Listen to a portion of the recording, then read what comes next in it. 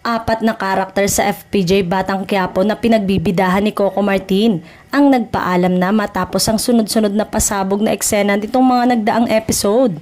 Sa latest episode ng serye, nauna nang nawala na sa kwento ang karakter ni Elsa na ginagampanan ni Ate Gay. Nagbabawas naman kasi talaga ng mga tao si Coco sa nasabing serye. Katulad ni Senator Lito Lapid, out na muna kasi kakandidato. Sina Mark Lapid at Joey Marquez din out na. Yung grupo ni Supremo out na. Tapos na rin ang karakter ni Sir Jaime Fabregas na si Don Facundo, Miss Tessie Tomas, Noni Buencamino at Ara Davao. Sa pagkawala ng maraming karakter ay aasahan daw na may mga papasok na mga bagong artista sa programa.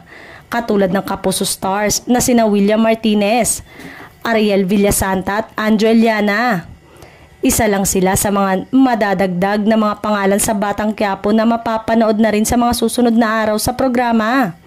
Samantalang, patuloy na nangunguna ang serye ni Coco sa taas ng ratings nito. Kamakailan lamang kasi ay muling nakakuha ng mataas na ratings na pinataob ang mga kalabang serye ng ibang network.